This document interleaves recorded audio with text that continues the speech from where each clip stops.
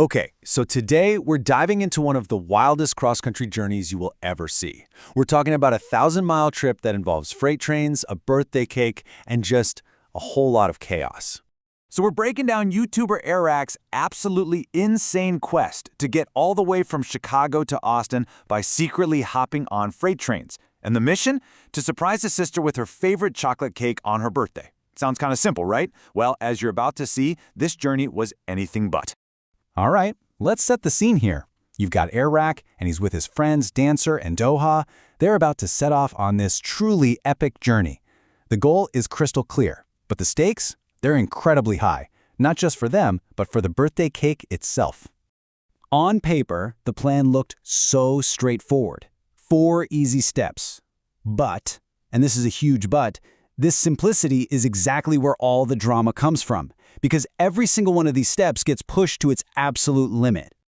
Right out of the gate, the whole romantic idea of train hopping just smacks right into reality.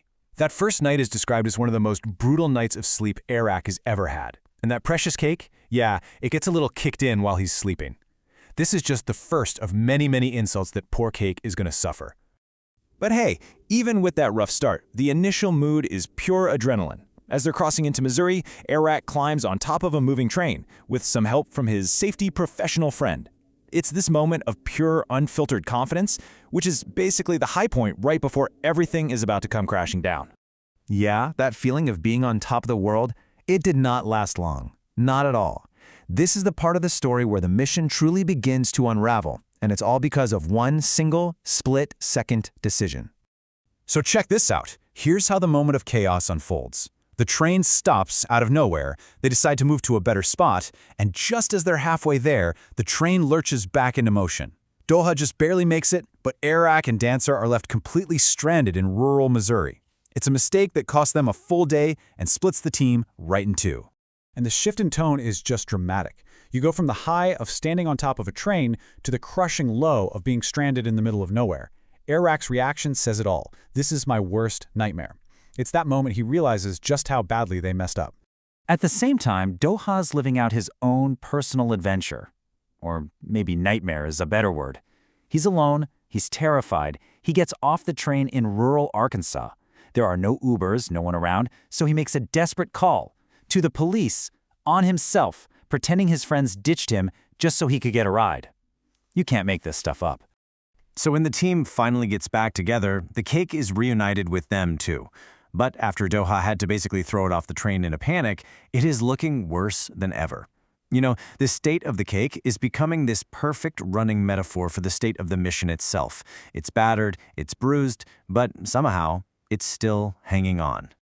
And the journey just gets more and more surreal from here. I mean, they're cooking beef stroganoff right next to the train tracks, scrambling to catch moving trains. And in what has to be one of the most bizarre moments, Airrack has to deliver a sponsor read for SoFi while literally sprinting to jump onto a train. To top it all off, they realize that train is going to Dallas, not Austin, and they lose 2 sleeping bags to the cold. It's just one thing after another.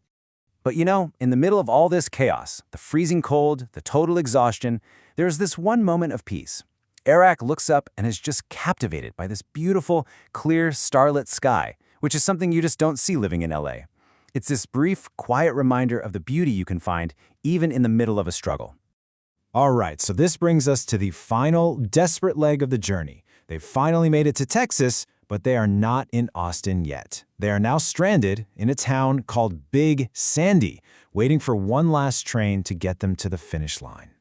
And the gap between their original plan and their current reality, well, it couldn't be wider. They imagined this triumphant arrival in the morning.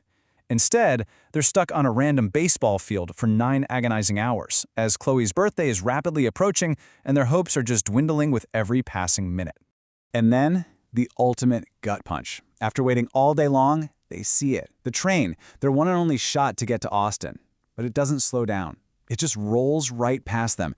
It's this absolutely devastating moment where it truly feels like the mission is over. But even after that crushing blow, they refuse to quit. Exhausted, defeated, they make a pact right then and there. They are not leaving. They are going to wait, no matter how long it takes, for another train. And then, late that night, it happens. Another train rolls through. This is it, their absolute last chance. They make this frantic, desperate dash, and somehow they manage to get on board. They are finally on their way to Austin. So, here we are. We've reached the end of this unbelievable saga. After all the chaos, all the mistakes, all the near failures, the focus now shifts to the final moments of the journey, and the reason they did it all in the first place. And they are cutting this incredibly close. It is 6:30 in the morning in Austin. It is officially Chloe's birthday. After a freezing final night on the train, they have arrived, right down to the absolute wire. Their arrival isn't exactly graceful. They have to jump off the still-moving train in this really tense, dangerous dismount. But once their feet are on solid ground, it's over.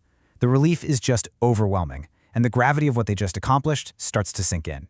And in that moment of reflection, Airrack has this really poignant realization. He says, they always say it's about the journey, not the destination. The brutal nights with zero sleep, thinking there's no way this is actually going to work. But then, somehow it did. It wasn't really about the destination, was it? It was about the struggle to get there. So let's do a little mission debrief, shall we?